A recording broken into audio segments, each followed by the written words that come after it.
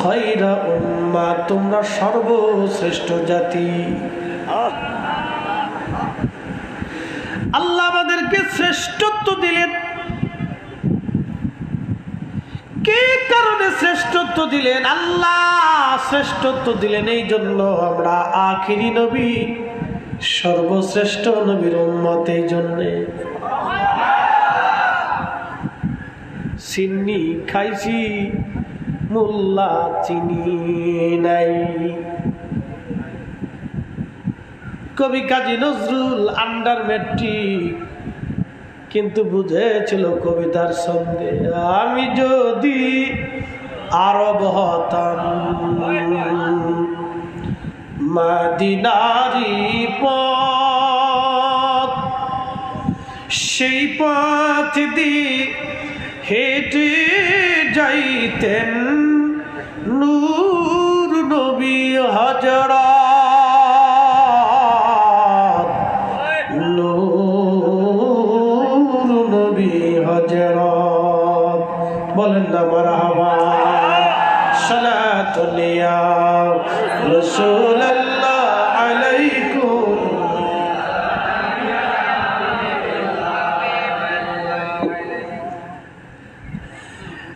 হযরত মুসা আলাইহিস সালাম তাওরাত পড়েন। তাওরাত শরীফের মধ্যে লেখা এক জমানার উম্মত আসবে, সমস্ত উম্মত থেকে 70 গুণ মর্যাদা আল্লাহ তাদেরকে দিয়ে দিবে। একটা মর্যাদা হায়াত হবে কম, একটা মর্যাদা হায়াত হবে কম। অন্য জমানার মানুষ 250, 300, 400, 500, 600, 700, 800, 1000 বছর পর্যন্ত বেঁচে ছিল। আমাদের হায়াত কম। 40 বছর চলে গেলে চোখের পাওয়ার কমে যেতে থাকে, চামড়ার শক্তি কমে যায়, মগজের শক্তি কমতে থাকে, কানের পাওয়ার কমতে থাকে, দাঁতের ক্ষমতা কমতে থাকে। 40 বছর পার হয়ে গেলে আপনি যত ভালো খাবারই খান, কোনোদিন আর 25 বছর আপনি আর ফিরে পাবেন না।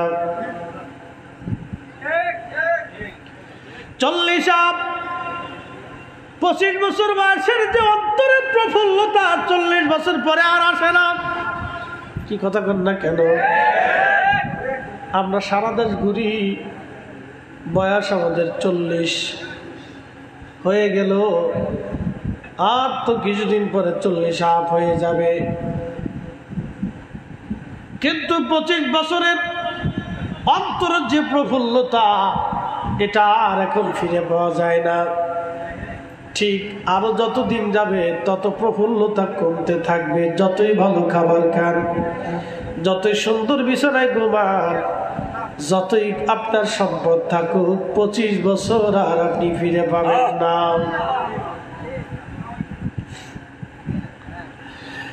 হযরত মুসা নবী দেখতেছে হায়াত কম, নেকি কম, কিন্তু জান্নাতে চলে যাবে সবার আগে। আসতে হয়ে গেল না? জোরে বলবেন কি আল্লাহু আকবার। মেহেশরের মাঠে এক জামাত উম্মত থাকবে, এটা এই উম্মতের, আল্লাহর হাবিবের উম্মতের ভিতরে এক জামাত আরশে মুআল্লার নিচে তাদের জায়গা হবে। নূরের চেহারা, নূরের মিম্বর, নূরের চেহারা নিয়ে তারা বসে থাকবে। নবীরা ডাক দিয়ে বলবে, রব্বি এরা কারা? শহীদ যারা, তারা ডাক দিয়ে বলবে, আল্লাহ এরা কারা? তখন কোরআন বলতেছে, আলা ইন্না আউলিয়া আল্লাহি লা খাউফুন আলাইহিম ওয়া লা হুম ইয়াহজানুন।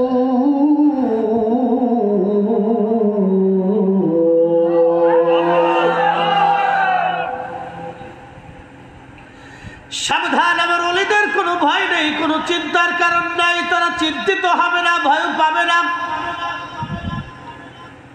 আয়াত নাজিল হয়ে গেল। নবীজি বলতেছেন, কিয়ামতের ময়দানে ওই শ্রেণীর ব্যক্তিরা নবীরা ডাক দেয়া বলবে, রাব্বি, এরা কারা? নূরের চেহারায়, নূরের মিম্বরে আরশে মুআল্লা নিচে তারা বসে আছে। আল্লাহ ডাক দিবে, ও আমার নবীরা, এরা হলো সেই ব্যক্তি দুনিয়াতে যারা একজন আরেকজনকে আল্লাহর জন্য ভালোবাসছে। আমরা যারা অলি ভক্ত, আমরা অলিদেরকে ভালোবাসি আল্লাহর জন্য। কি কথা কর না কেন?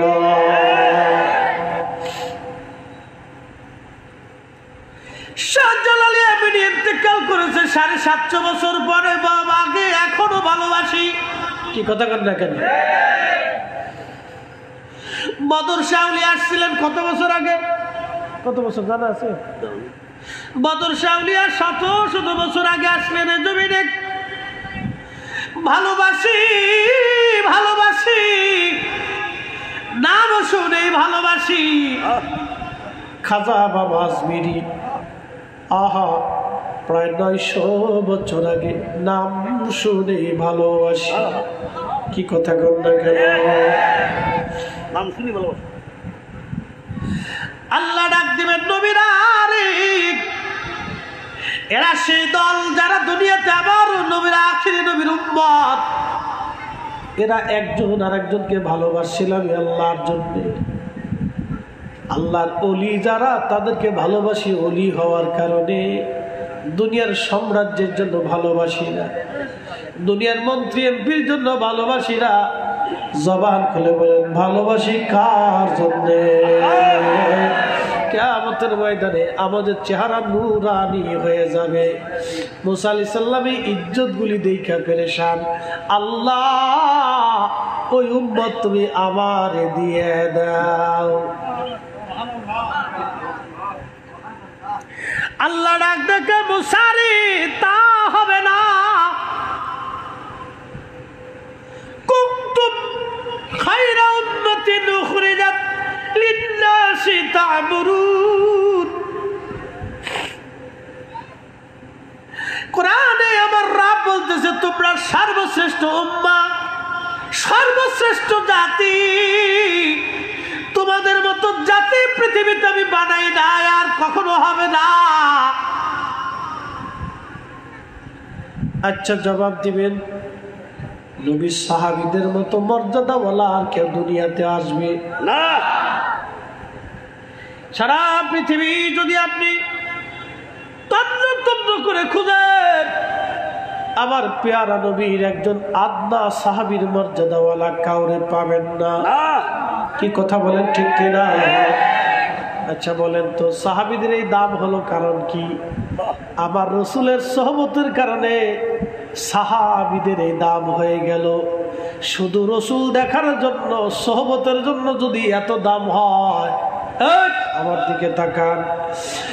বোয়ালখালীর মুসলমান আমার নবীর সোহবতে থাকার জন্য, বসার জন্য, দেখার জন্য যদি সাহাবীদের সর্বোচ্চ মর্যাদার অধিকারী হয়, এই মর্যাদা হয়েছে তাদের আমার নবীর কারণে। যদি রসুলের কারণে সাহাবীদের এত দাম হয়, তাহলে বুঝেন তো আজকের মাহফিল মিলাদুন নবী, আমার নবীর সাথে সম্পর্ক হওয়ার কারণে এই মাহফিলের দাম তো বাড়লো। মাহফিলে যারা সাজাইলো তাদেরও দাম বেড়ে গেল, মাহফিলে যারা বসলো তাদেরও দাম বেড়ে গেল, শুধু নবীর কারণে। কথা বলেন ঠিক কিনা? ও সাতার বেদাতের ফতোয়ার গোষ্ঠী কি? ও ছাতা দেখার টাইম আমাদের নাই। এটা চিনছেন নি আপনারা? এটা কি আঙ্গুল কয়? এটা বিড়য় লোক হবে। আইসে তো এক লোকে আঙ্গুল সাইডে ফার্স্টটা কয় লোকে আইসে? এইটা বুড়োই লোকে। যে বুড়া লাগছে তারা অস্কার পুরস্কার দেওয়ার দরকার। এইটা বুড়া ফান্ডে লোকে না। দেখেন, আঙ্গুলের ভিতরেও দাম, আঙ্গুলেও দাম। এটা বুড়া, এটা শাহাদাত, একসাথে করলাম মারহাবা। এটা দেখাইলে ঝগড়া বাড়ে, এটা উঁচা করে বক্তব্য দিলে জোশ বাড়ে। কারণ কি? এই আঙ্গুলের সাথে কালেমায় শাহাদাতের সম্পর্ক। আরে কালেমার সাথে সম্পর্কের জন্য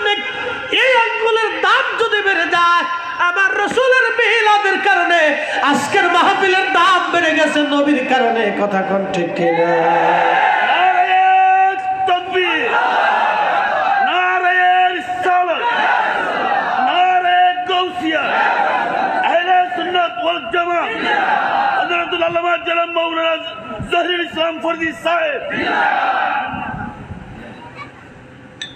লেখা হয়েছে হুদায়বিয়ার সন্ধি, এখান থেকে দলিল দিয়ে যায়। আজকে খুব মনোযোগ দিবেন, সন্ধির সময় লেখা হচ্ছে, সন্ধির সময় লেখা হলো মুহাম্মাদুর রাসূলুল্লাহ সাল্লাল্লাহু আলাইহি ওয়াসাল্লাম। মক্কার কাফেররা আপত্তি জানায়, বলল যদি মুহাম্মাদকে রাসূলুল্লাহ মাইনে নেই তাহলে তার সন্ধির দরকার নাই, যুদ্ধেরও প্রয়োজন নাই, মুহাম্মাদুর রাসূলুল্লাহ শব্দ কাইটে দাও। মুহাম্মদ থাকবে কিন্তু রাসূলুল্লাহ শব্দ কেটে দাও। কোরআন আল্লাহ বললেন কামা আরসালনা ফীকুম রাসূল,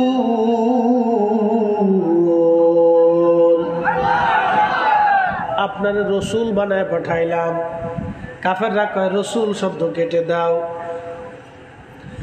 কোরআন আল্লাহ বলতেছে হাবিব আপনাকে রসুল বানিয়ে পাঠিয়েছি। ওয়াইদ আখাযাল্লাহু মিসাকান নাবিয়্যিনা লামা আতাইতুকুম মিন কিতাবিন ওয়া হিকমা সুম্মা জাআকুম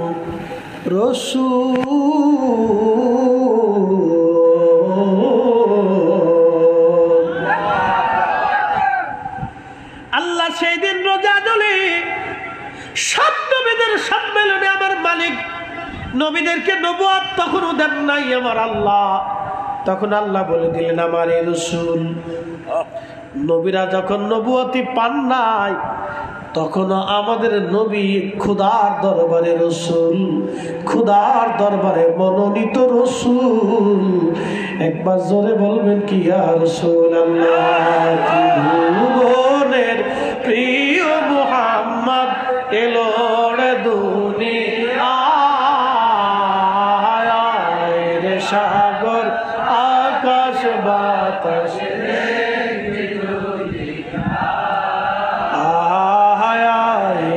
সাগর আকাশ বাতাস ধুলির ধরা বেহেশত আজ জয় করিল দিল রে লাজ। আজকে খুশির ঢল নেমেছে ধূসর সাহারা,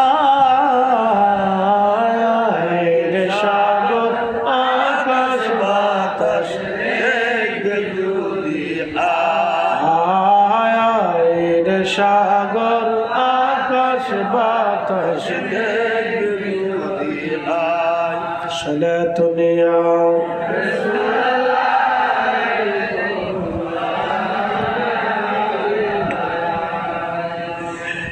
মক্কার মুশরিক দেখে বলল আমরা যদি মুহাম্মদের রাসূল মানি তাহলে তো আর যুদ্ধের কোনো প্রয়োজন নাই, এই রাসূল শব্দ কেটে নিয়ে আসো।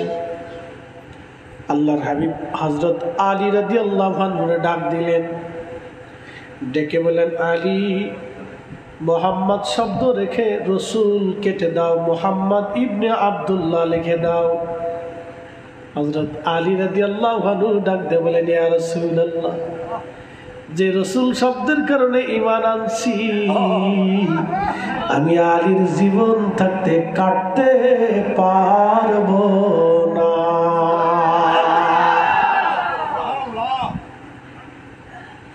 ওরা আমরা রেখে আমরা বেদাতি, আল্লাহর নবী নিজে হুকুম করার পরে হযরত আলী কাটলেন না। নবীজি বললেন আলী, সহিহ বুখারীর হাদিস, আল্লাহর নবী বলেন আলী রাসূল শব্দ তুমি কেটে দাও। হযরত আলী বলতেছি ইয়া রাসূলুল্লাহ জীবন চলে যাবে, আমি আলী রাসূল শব্দ কাটতে পারবো না আপনার নামের পাশ থেকে।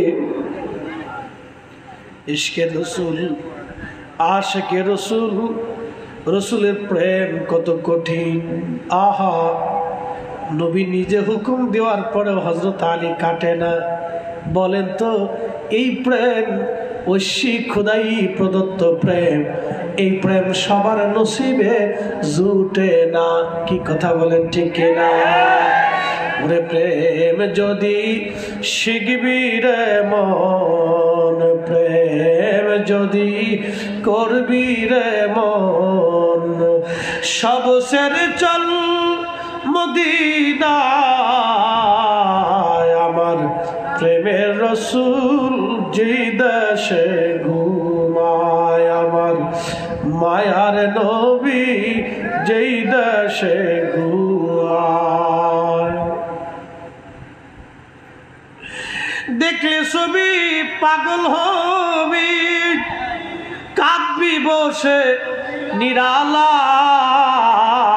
নিরালায়, আমার প্রেমের রসুল যেই দেশে ঘুমায়। প্রেম যদি করবি রে মন, প্রেম যদি শিখবি রে মন, ওরে সব ছেড়ে চল মদিনায়,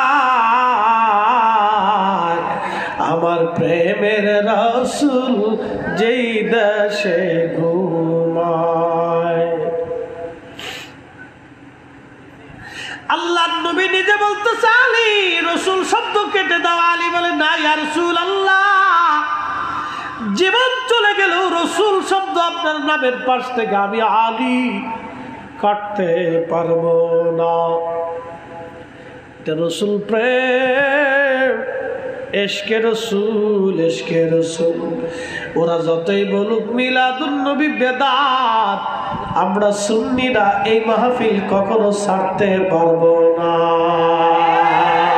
হাত উঁচু করে বলেন ঠিক না বেঠিক? আচ্ছা বলেন, ওরা এই বছর জুলুসে কিশোরগঞ্জের কুলিয়ারচরের আমাদের এক ভাইকে ওরা শহীদ করে দিল। মিলাদুন নবীর মাহফিল জশ্নে জুলুসে আনন্দ র্যালিতে কিশোরগঞ্জের কুলিয়ারচরে আমাদের ভাইকে ওরা শহীদ করলো। ওরা জানে না যে একজন না লক্ষ সুন্নিও যদি শহীদ হয়ে যায় তো এই জমিনে মিলাদুন নবী বন্ধ হবে না। হাত উঁচু করে বলেন ঠিক না ঠিক? বন্ধু আমার, ওরা কয়টা জায়গা বন্ধ করবে?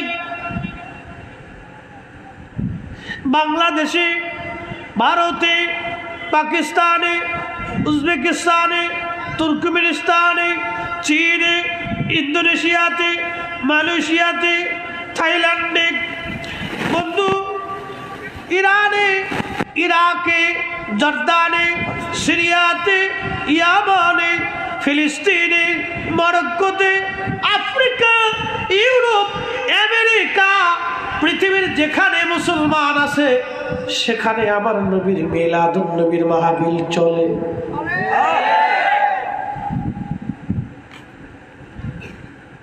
আর এক মৌলবী ওয়াজ করতেছে, কারা নতুন ঈদ বানাইছে ওদের পিঠের চামড়া উঠাইতে হবে।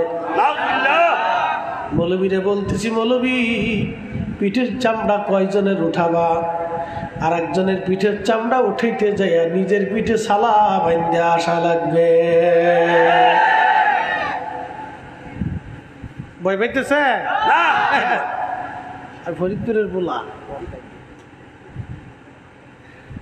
খুবই মনোযোগ দিয়ে শুনে যাবেন। বোয়ালখালীর মুসলমান, এটা শাহজালালের জমিন, শাহপুরানের জমিন, শাহ মাকদুমের জমিন, 12 আউলিয়া 360 আউলিয়ার জমিন। ইসলাম কোন নদী দিয়ে ভেসে আসে নাই, ইসলাম আল্লাহর ওলিদের হাত ধরে জমিনে এসেছে। আউলিয়া কেরামের দেওয়া ইসলাম এ দেশেই চলবে। কথা বলেন ঠিক না?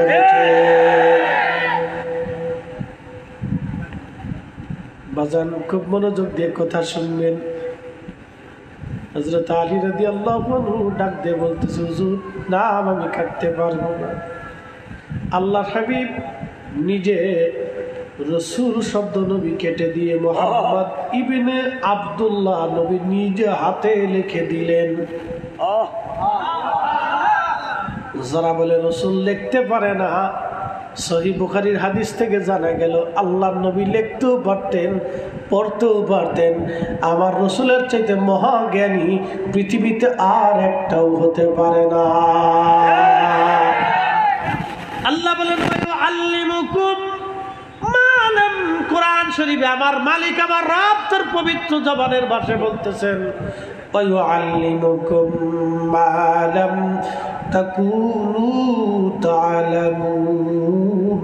হুজুর উম্মতকে তাহা শিক্ষা দিবেন যা উম্মত জানতো না। উম্মত যেই বিদ্যায় পারদর্শী না, আপনি নবী সেই বিদ্যা উম্মতের শিখাবেন। কোরআন থেকে শুরু করে কোরআনের জাহিরি বাতিনি শরঈ হাকিকতি মারিফতি সমস্ত জ্ঞানগুলি নবীজি উম্মতকে শিখিয়ে দিয়ে গেছেন, উম্মতের মাঝে রেখে দিয়ে গেছেন। একটা কথা মনে রাখবেন, হযরত ইমাম আবু হানিফা রাহমাতুল্লাহির কাছে দুইটা বিদ্যা ছিল, একটা শরঈ আর একটা হাকিকতি। হযরতে হুজুর গাউসে পাকের কাছে দুইটা বিদ্যা ছিল, একটা শরঈ আর একটা হাকিকতি। আল্লাহর ওলিদের কাছে দুইটা বিদ্যা, শরীয়তের বিদ্যা, হাকিকতের বিদ্যা। শরীয়তের বিদ্যা, হাকিকতের বিদ্যা। শরীয়তের বিদ্যা যেমন পৃথিবীতে থাকবে, হাকিকতের বিদ্যা কিয়ামত পর্যন্ত পৃথিবীতে থাকবে। আল্লাহর ওলি জমিনে থাকবে, ওলি সারা জমিন থাকবে না। কেউ যদি মনে করে সুন্নি জামাতরে ধাক্কা দিয়ে বঙ্গোপসাগরে ফেলাইব না, সুন্নি জামাত ওলিদের জামাত, ওলিদের জামাত। এই জামাতে ওলি তৈরি হয়।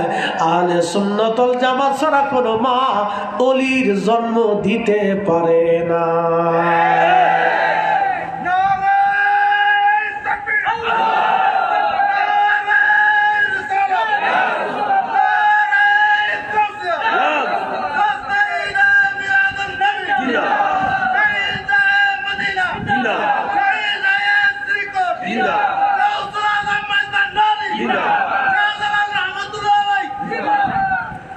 মাশাআল্লাহ, এত মাইক লাগে না দেখতেছি, বিরাট গলার গলা।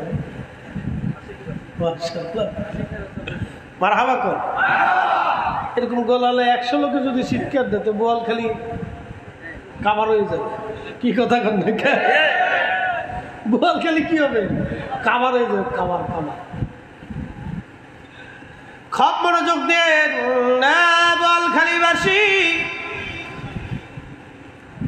আল্লাহর কোরআন বলতেছে হুজুর উম্মতকে আপনি শিখাবেন, যাহা জানে না তাহা শিখাবেন। আনার সাগরের পানি খাজা বাবা আজমেরি একটা লুটার ভিতরে এনেছিলেন। সুবহানাল্লাহ, কি আসতে হবে। আনার সাগরের পানি একটা লুটার ভিতরে খাজা বাবা আজমেরি আনলেন। বলে এই বিদ্যা কি ঢাকা ইউনিভার্সিটিতে গেলে পাওয়া যাবে? Jagannath, Jahangirnagar, Oxford, Harvard, Medina university, Mecca university, মিশর আল আজহার বিশ্ববিদ্যালয়, পৃথিবীর কোন বিশ্ববিদ্যালয় গেলে এই বিদ্যা আপনি পাবেন না। এই বিদ্যার বিশ্ববিদ্যালয় কাদরিয়া, চিশতিয়া, নকশবন্দিয়া, মুজাদ্দিদিয়া, এই বিদ্যাও থাকবে, তরিকাও থাকবে। যারা বলতেছে, চিন্তা করতেছে আহলে সুন্নাত ওয়াল জামাত ধাক্কা দিয়া বাংলাদেশে বের করে দিব, কলা না শুনে রাখো। স্বপ্ন দেখবা, সকালবেলা উঠে দেখবা বিছনা পেশাবে নষ্ট হয়ে গেছে।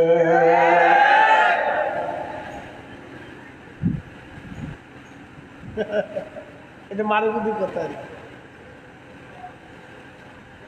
এই জামাত কোনোদিনও যাবে না। এটা কিয়ামত পর্যন্ত চলতে থাকবে, চলতে থাকবে, চলতে থাকবে, চলতে থাকবে। কারণ এই জামাত আল্লাহ রসুলের ইশকের কথা বলে, আল্লাহর হাবিবের তাজিমের কথা বলে। আমরা চুল পরিমাণ রসুল করিমের তাজমের খেলা বরদাস্ত করতে পারি না, ঠিক কি না? এটা টিকে থাকবে, টিকে থাকবে।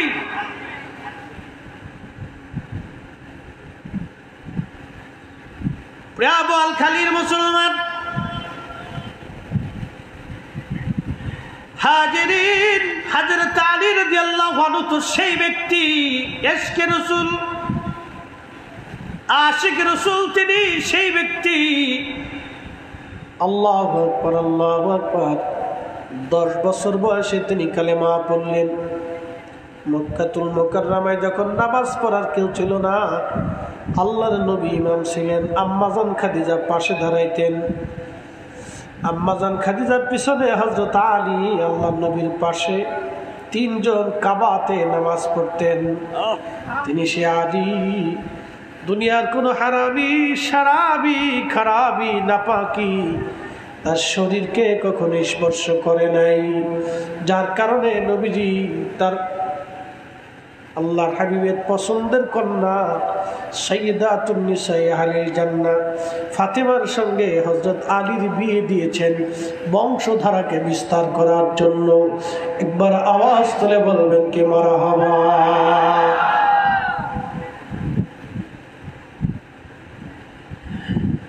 হযরত আলীর জীবনী বিরাট বড় লম্বা। খুবই দরিদ্র ছিলেন, সারা জীবনেও কোনোদিন দারিদ্রতার মোচন হয় নাই। আরে আল্লাহর হাবিবকে এতটুকু বয়স থেকে ভালোবাসতে শিখেছেন। ছোট্টকাল 10 বছর বয়স থেকে নবীকে ভালোবাসতে শিখলেন। ভালোবাসতে বাসতে জীবনের শেষ সময় পর্যন্ত রসুলকে মহব্বত করে গেলেন হযরত আলী।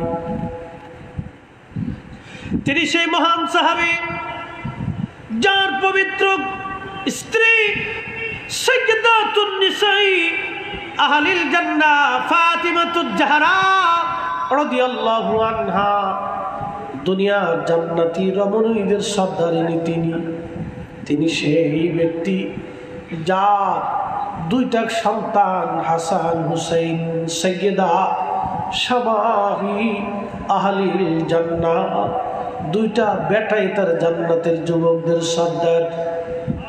তিনি সেই পুরুষ যার শাশুড়ি আম্মাজান খাদিজাতুল কুবরা লকব তাহেরা তাইয়্যিবা, পবিত্র মহিয়সী নারী আম্মাজান খাদিজা তাহেরা তাইয়্যিবা।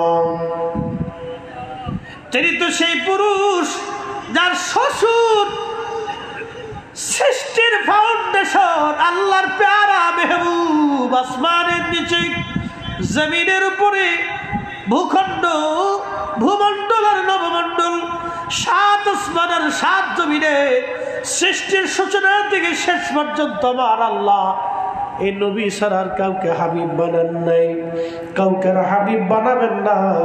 তিনি আমার আপনার নবী রাহমাতুল লিল আলামিন, তারই জামাতা হযরত আলী। পুরা ঘরটাই আল্লাহর জান্নাত, আল্লাহর জান্নাত, আল্লাহর জান্নাত। একবার জোরে বলা যাবে কি মারহাবা।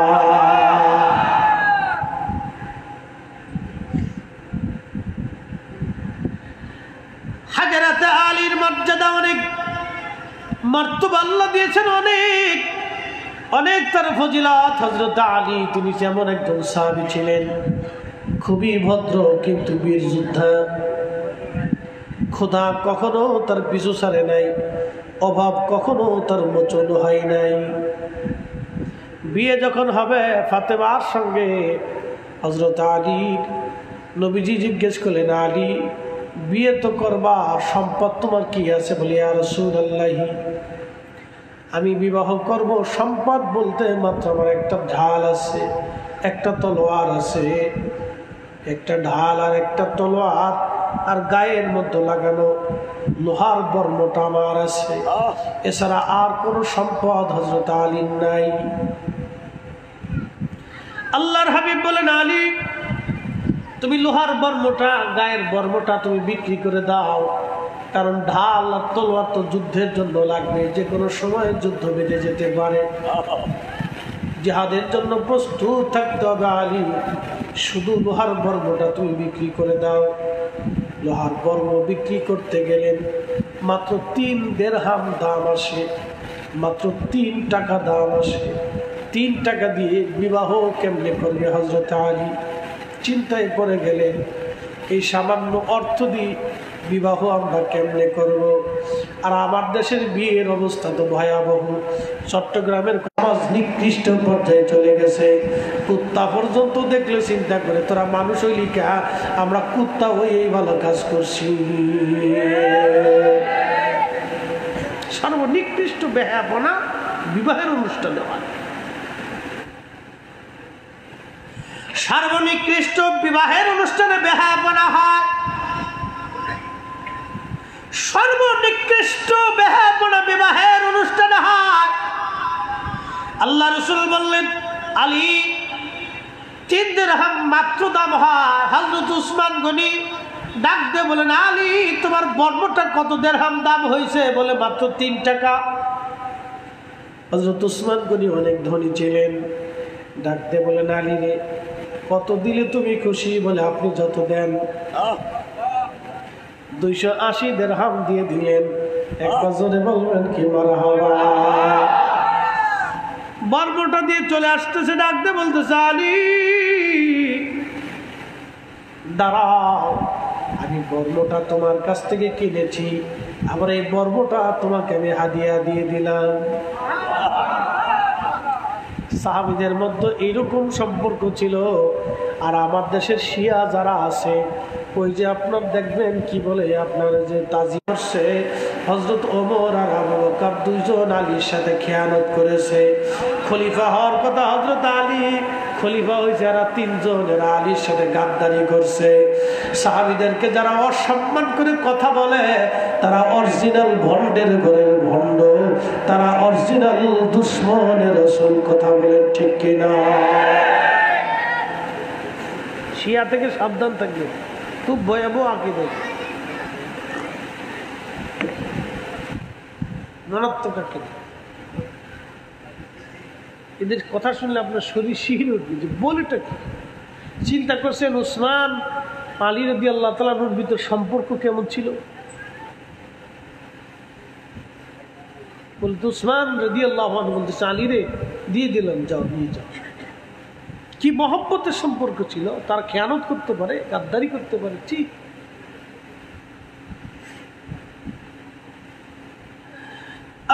বোয়ালখালীর মুসলমান হযরত উসমান গনি রাদিয়াল্লাহু আনহু দিয়ে দিলেন। আলী চলে গেল, প্রিয় নবীজির সামনে উপস্থাপন করলেন, ইয়া রাসূলুল্লাহ 280 দিরহাম আমি বিক্রি করেছি। দেখেন কার সাথে মেয়ের বিবাহ দিল। 280 দিরহাম বিক্রি করছি। নবীজি বললেন, আলী রে এই টাকা দিয়ে সুগন্ধি বিবাহের সাওয়ানা কিনো, এই টাকা দেনমোহর ফাতেমার জন্য নির্ধারিত রাখো, আর এই টাকাটা তোমাদের সংসারের জন্য রেখে দাও। কি সুন্দর জীবন ছিল। যদিও আমাদের মতো কোটি কোটি টাকা না, ছোট্ট জীবন, ছোট্ট সংসার, ছোট্ট অর্থনীতি, কিন্তু বিরাট বড় আমানতওয়ালা জিন্দেগি। আল্লাহর নবীর সাহাবী হযরত আলী রাদিয়াল্লাহু আনহু, ওনার বয়স প্রায় 25 বছর, আর হযরত ফাতেমা রাদিয়াল্লাহু আনহার বয়স তখন 18 বছর। ফাতেমার বয়স 18, বিয়ে হবে, দিন তারিখ নির্দিষ্ট। হযরত আলীর ঘরের মধ্যে কোনো খাট নাই, একটা ছোট্ট চৌকি কিনা হলো, বিছানা নাই, খেজুর পাতার মাদুর বিছানো হলো, বালিশ নাই রে। ফাতেমার জন্য বালিশ খেজুর গাছের ছাল চামড়ার ভিতরে ঢুকাইয়া সেদিন বালিশ বানানো হলো। যেই নারী জান্নাতের সন্তান, বেটা দরবেশের পুলা, ওই যে কি বিবাহ বার্ষিকী পালন করছে, 350 কোটি টাকা খরচা করিয়া,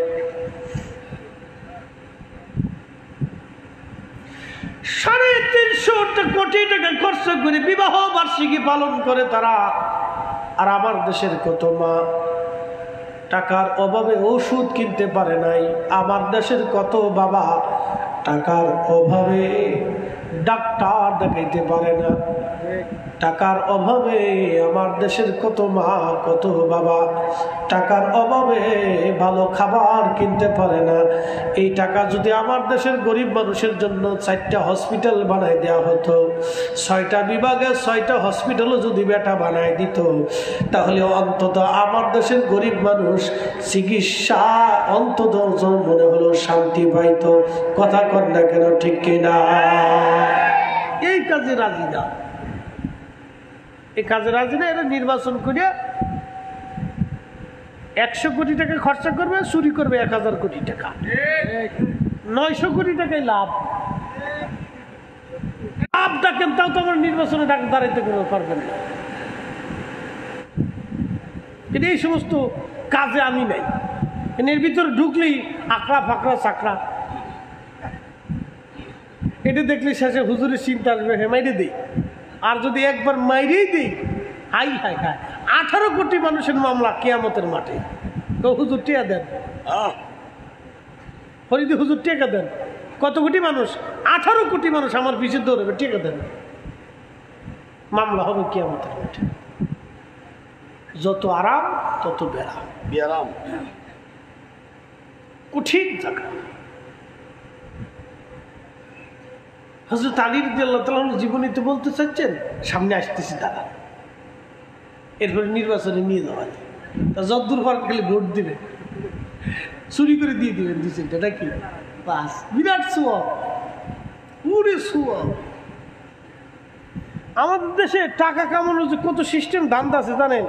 এখন আমাদের দেশে যে ইউটিউবওয়ালারা, এই যে হ্যাগারও কিছু ইউটিউবওয়ালারা বউয়ের ভিডিও করে, বউয়ের ভিডিও কি বলো, কেটে কি কর, সাপের বলো, কাপিল বলো, লাহাউলা কুওয়াতা বিল্লাহ, নাম পর্যন্ত কি বেশকে নাম দিছে দেখছেন, কাপিল বলো। শয়তান, বদমাইশ, আসমান কথা কথা কর না, ঠিক? পৃথিবীর সবচেয়ে নিকৃষ্ট পুরুষ এটা, নিজের বউয়ের দেহ ব্যবসা করে তারপর পয়সা রুজি করে।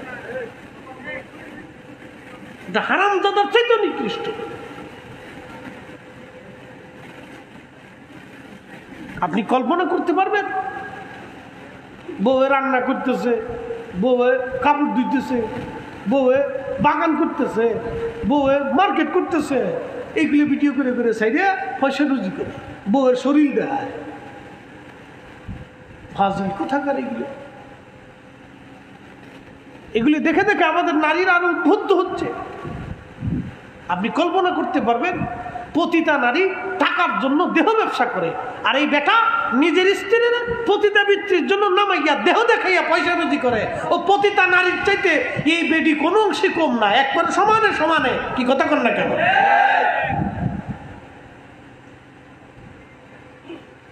এই চলতেছে আমাদের সমাজে। আপনাদেরকে আজকে বুঝাই দিলাম, একজন স্বামী যখন তার স্ত্রীর দেহ দেখাইয়া পয়সা রুজি করে, এর চাইতে নিকৃষ্ট স্বামী পৃথিবীতে কে হতে পারে? বেটা পুরুষ, ওর চাইতে তুই ভিক্ষা করে খা। আজকে খেজুর গাছের সুবলা দিয়ে, চামড়া দিয়ে বানানো হলো ফাতেমার বালিশ, সামান্য একটু সুগন্ধি, কোন রকম আসবাবপত্র হলো তার। আল্লাহ নবী কিছু দিলেন, কোন রকম হলো সংসার। একটা কম্বল, পা ঢাকলে মাথা বের হয়, মাথা ঢাকলে পা বের হয়ে যায়। বিয়ে হয়ে গেল। হযরত আলী রাদিয়াল্লাহু আনহুর বিয়ের দিন তারিখ নির্দিষ্ট হলো। ফাতেমা রাদিয়াল্লাহু আনহা বসে বসে কান্না করতেছে, খুব বেশি করে কান্না করে। মা ঘরে নাই, তার আজ মা নাই, খাদিজাতুল কুবরা আজকে দুনিয়ায় নাই, মেয়েটাকে কে সান্ত্বনা দিবে? আল্লাহর নবী নিজে হেঁটে হেঁটে ফাতেমার কাছে বসলেন। ফাতেমার কাছে বসে বললেন, মা রে, বুঝতেছি ঘরে তোমার মা নাই, মন মেজাজ। ফাতেমারে আমি আরো বুঝছি, আমি ইচ্ছা করলে মদিনার সবচেয়ে বড় ধনী পরিবারে তোমাকে বিয়ে দিতে পারতাম। ফাতেমা, গরিব আলীর সাথে তোমার বিয়ে দিচ্ছি আজ। আমি জানি আলীর তো কিছুই নাই, কিন্তু ফাতেমা রে, আলীর সাথে তোমার বিয়ে দিলাম আজকে, শুনে নাও। তোমার স্বামী পছন্দের ব্যাপারে আমি নবীর কোনো হাত নাই। তোমার স্বামী পছন্দ করেছেন আমার মালিক আরশে মুআল্লাওয়ালা। চিৎকার মেরে জোরে বলবেন কি ইয়া রাসূলুল্লাহ, ফাতেমার স্বামী পছন্দ করেছে আমার আল্লাহ, আমার আল্লাহ, আমার আল্লাহ, আমার আল্লাহ। ফাতেমা রাদিয়াল্লাহু আনহা সঙ্গে সঙ্গে চোখের পানি মুছে ফেললেন, সাথে সাথে চোখের পানি মুছে ফেললেন। আর কান্না নাই। আব্বাজান, আমার মালিক আমার আল্লাহ আমার স্বামী পছন্দ করেছে, এর চাইতে পরম সৌভাগ্য আমার জীবনে আর কি হতে পারে।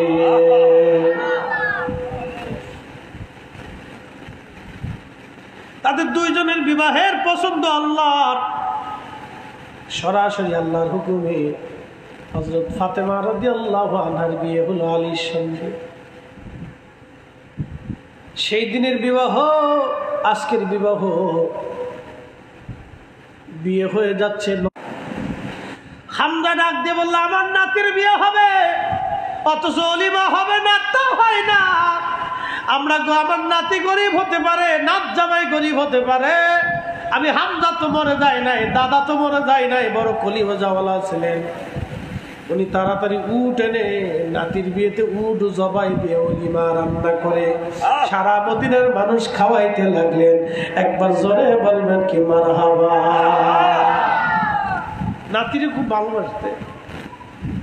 এই জন্য দেখেন আমরা দাদা নানা মরে গেলে খোঁজ খবর নিই, হ্যাঁ, নাতিরে খুব ভালোবাসতেন বিদায় হযরত ফাতেমা জীবনেও দাদারে ভুলেন না। আজকে শুনে যা দাদার প্রতি কৃতজ্ঞতা কত চমৎকার ছিল, তাদের জিন্দিগি শুনলে আপনার গা শিহরে উঠবে। দাদার প্রতি ভালোবাসা এতই কঠিন ছিল, দাদা শহীদ হয়ে গেলেন উহুদে। হযরত আমিনা হামজা উহুদে শহীদ হয়ে গেলেন। হযরত ওহসী রাদিয়াল্লাহু আনহু তখনও কালেমা পড়েন নাই। পাহাড়ের আড়াল থেকে তিনি হযরত হামজার বক্ষ বরাবর বর্ষা নিক্ষেপ করেছিলেন। বর্ষার আঘাতে তিনি শহীদ হয়ে গেলেন। হিন্দা তার নাক কানগুলি কেটে সমস্ত শহীদদের সর্দার বলে আমি ঘোষণা দিয়ে দিলাম। একবার জোরে বলা যাবে আল্লাহু আকবার। সাজ্জাদুস শুহাদা, শহীদদের সর্দার, উহুদে তাকে সমাহিত করা হলো। এখনো হামজার লাশ পচে নাই, উহুদে ওইভাবে এখনো লাশ রয়ে গেছে। হযরত ফাতেমা রাদিয়াল্লাহু আনহা দাদার মহব্বতে প্রত্যেক জুমার নামাজের পরে জুমার দিনে তিনি হাওদায় চড়ে, উটের পিঠে চড়ে তিনি সুদূর মদিনাতুল মুনাওয়ারা থেকে উহুদে চলে যাইতেন। দাদার মাজারের পাশে দাঁড়ায় দাঁড়ায় দাদা হামজা রাদিয়াল্লাহু আনহুর জন্য দোয়া করতেন, জিয়ারত করতেন।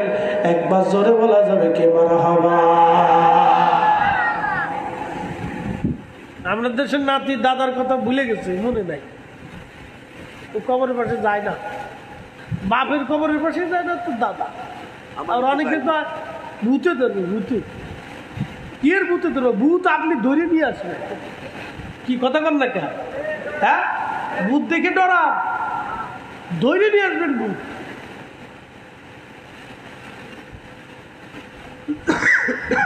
এই সাহস রাখবেন, ভূত ধরে নিয়ে আসবেন। ভূত আপনি ভূত দেখে বলাবেন কেন, ধরে নিয়ে আসবেন। ভূত আয় বেটা, তোর আজকে ভাইছি, বহুদিন ধরে তোর খুঁজতেছিলাম, আজকে বাটাম চালান দেবো। পারবি না, ভূত আজকে তোর বাটাম চালান আজকে দিয়ে দেবো, তারা আয়।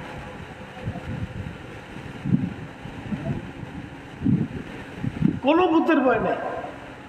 রাত্রিবেলা যাবেন গোরস্থান, সুযোগ হলে। হুজুর কারণ কি? আপনি রাতে যখন গোরস্থানের পাশে দাঁড়াবেন আপনার শরীর ঠান্ডা হয়ে যাবে, ভয়ে না, আখিরাতের চিন্তা, আল্লাহর ভয়ে আপনার শরীর ঠান্ডা হয়ে আসবে। আহা, আজকে যারা পৃথিবীতে দেমাগ দেখাইতো, ক্ষমতা আর অহংকার দেখাইতো, আজকে তারা মাটির নিচে চলে গেছে, কেউ তাদের দেখার নাই। স্তব্ধ হয়ে গুরুস্থানের ভিতরে চলে গেছে। একদিন মাটি ভিতরে হবে ঘরে মন আমার কেন বান্ধু দান। কবরে ঘাস দুবলা জন্মে গেল, শিয়াল কুত্তা ঘুরে বেড়ায়। আজকে তাদের কোনো ক্ষমতা নাই, আজকে তাদের কিছুই নাই, করার কিছুই নাই। এই জন্য ক্ষমতা পাওয়ার পরে যারা অপব্যবহার করে তারা অনেক বড় ভুল করে। যারা করেছে তারা ভুল করেছে, যারা আগামীতেও করবে তারাও জীবনে চরম ভুল করবে। এই ভুলের মধ্যে যারা জড়াবে তাদের বিরাট ক্ষতি হবে। কি কথা বলেন ঠিক কিনা? অনেক বড় ক্ষতি হবে। তার নমুনা তো একটু দেখা যায়, মিলাদুন্নবীতে মারামারি করতে আসে, বন্ধ করে দিতে চায়, শক্তি দেখাইতে চায়।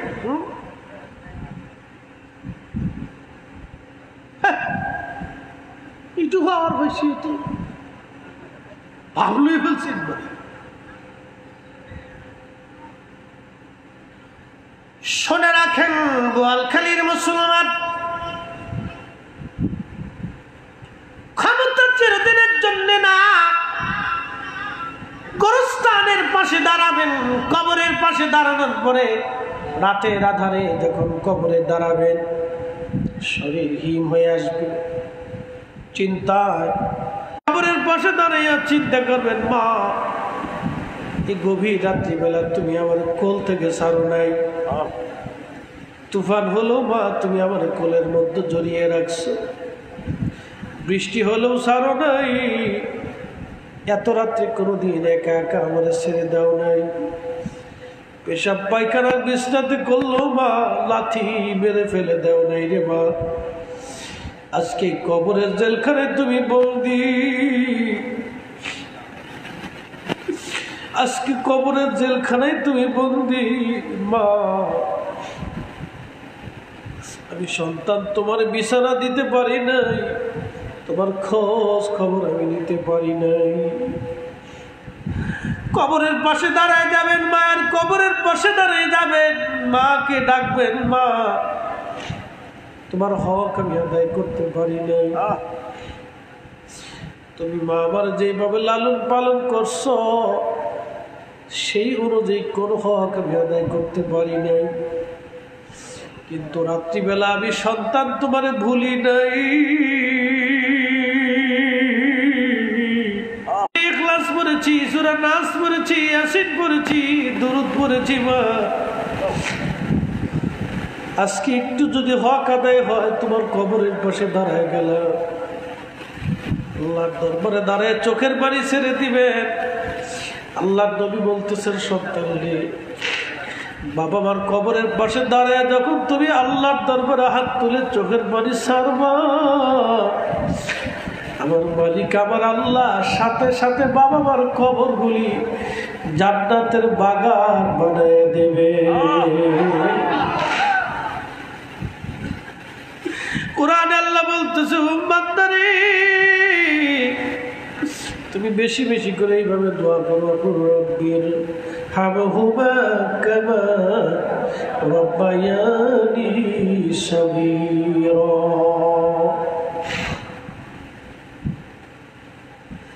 এই যে রাত গভীর হয়ে গেছে,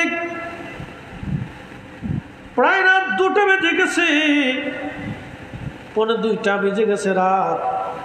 এই হাত বাড়াই দিব, দুনিয়ার সব দোয়া যদি ফেরত হয়, তাহাজ্জুদের সময়ের দোয়া আল্লাহ ফেরত দেয় না। আল্লাহর নবীকে বলা হলো, হুজুর কোন সময়ের দোয়া কবুল হয় বলবেন? আল্লাহর নবী বললেন, জহুল লাইলিল আখির, শেষ রাতের দোয়া কবুল হয়। ও দুবুরুস সালাতিল মাকতুবা, ফরজ নামাজের পরে দোয়া কবুল হয়ে যায়। শেষ রাতের দোয়া, তাহাজ্জুদের সময়ের দোয়া কবুল হয়। ফরজ নামাজের পরে দোয়া করলে দোয়া কবুল হয়ে যায়। একবার জোরে বলা যাবে কি মারহাবা? তাহাজ্জুদের সময় হাত বাড়াবেন, আমার মনিব আপনার হাত ফিরাবে না। যদি কখনো দোয়া কবুল না হয়, তাহাজ্জুদের সময় আপনি হাত বাড়াবেন, তাহাজ্জুদের সময় হাত বাড়াবেন, তাহাজ্জুদের সময় হাত বাড়াই দিবেন, আমার আল্লাহ হাতগুলি খালি ফেরত পাঠাবে না। কবরের মাজলুমের দোয়া আল্লাহর দরবারে কবুল হয়, জালিমের বিরুদ্ধে মাজলুমের দোয়া কবুল হয়ে যায়। আমার মওলা আমার আল্লাহ হাত ফিরায় না। বোয়ালখালীর মুসলমান হাজিরিন, এই সময়ের দোয়াগুলি আল্লাহর দরবার থেকে ফেরত আসে না। বৃষ্টির সময় হাত বাড়াবেন, আল্লাহ ফেরায় না। কিছু কিছু সময় দোয়া কবুল হয়, এগুলি মনে রাখবেন। কবরের পাশে দাঁড়াবেন, রাত্রিবেলা যাবেন, ফজরের সময় যাবেন, তাহাজ্জুদের সময় যাবেন, দোয়া কবুল হয়ে যাবে। চিন্তার কোনো কারণ নাই, ভয়ের কোনো কারণ নাই। জিয়ারত করবেন, যদি তা না পারেন দিনে যাবেন, যদি সম্ভব হয় প্রত্যেক দিন যাবেন, না বলে জুমার দিনে যাবেন। জুমার নামাজ পড়ে বাবা মার কবরের পাশে দাঁড়াবেন, দাদা দাদির কবরের পাশে দাঁড়াবেন। সাইয়েদা ফাতিমাতুজ জাহরা রাদিয়াল্লাহু আনহা তিনি তাদের জীবন বড় আদর্শওয়ালা জীবন ছিল। সাইয়্যিদাতুন নিসাই আহলিল জান্নাহ এমনি আল্লাহ দিছে না, আল্লাহ কারণই দিছে। তাদের জীবন বড় চমৎকার ছিল, বড় আকর্ষণীয় ছিল। তারা আল্লাহ রাব্বুল আলামিন এই তাদের আদর্শকে যে নারীরা ফলো করবে, সেই নারীরা তাদের সাথে হাসরের ময়দানে একত্রিত হবে। সুবহানাল্লাহ। সে নারীরা একত্রিত হবে। তো প্রিয় উপস্থিতি, এই যে তাদের জিন্দেগি জীবন বড় চমৎকার, খেয়ে না খেয়ে জীবনে বহু দিন কাটাইছে। ফাতেমা রাদিয়াল্লাহু আনহা, আলী রাদিয়াল্লাহু আনহু, হাসান হুসাইন, আল্লাহর হাবিবের জিন্দেগি বড় কষ্টের ছিল। আম্মা জান আয়েশা সিদ্দিকা রাদিয়াল্লাহু আনহা নবীর ইন্তেকালের পরে খাবার সামনে আসলে বসে বসে কাঁদতেন। সাহাবায়ে কেরাম বলতেন, আম্মা জান কাঁদেন কেন? আম্মা জান আয়েশা বলতেন, না খেয়ে খেজুর খেয়ে না খেয়ে কত রাত দিন আমাদের পার হয়ে গেছে, খেয়ে না খেয়ে আমাদের জীবনের বহু অংশ পার হয়ে গেছে, ক্ষুধায় আমাদের দিন চলে গেছে। আম্মা জান আয়েশা কাঁদতেন। এভাবে রাসূল কারীমের জীবন পার হয়েছে। 1 মাস পর্যন্ত বাড়িতে চুলায় আগুন জ্বলত না, খাবার থাকতো না। কি ভাবলেন আপনি? কোন স্ত্রী কি থাকবে? কোন স্ত্রী থাকবে না। কিন্তু একজন আম্মা জানো ক্ষুধা না খেয়ে 2 দিন 3 দিন পার করছে। একজন আম্মা জানো রসুল থেকে কোনোদিন জুদা হয় নাই। একসাথে বলবেন আল্লাহু আকবার।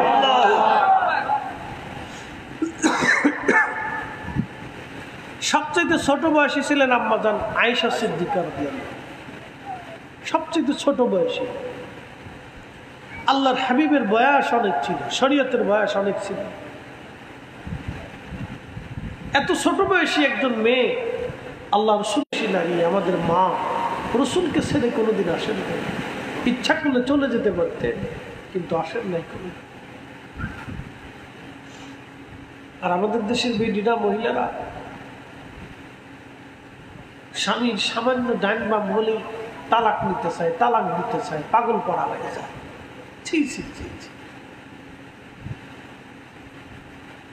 সামান্য একটু ডান বাম হলেই তালাক। আবার বিয়ের আগে কন্ট্যাক্ট করে, বিয়ের আগে কন্ট্যাক্ট হয়। কি কন্ট্যাক্ট জানেন? আমারে নিলে বিয়ে করলে আলাদা সংসার করতে হবে, বাসা ভাড়া নিয়ে থাকতে হবে, অমুক জন্য তমুক জন্য। পুরে শয়তান কোথাকার। এই বেডি বিয়ে করার চাইতে সারা জীবন বলে গিয়ে বালা কথা কন না। এই মহিলা বিয়ে করার চাইতে সারা জীবন কি বলে গিয়ে থাকা বালা। এই বউ কপালে গেলে তার কপালে শনি ছাড়া কিচ্ছু নেই।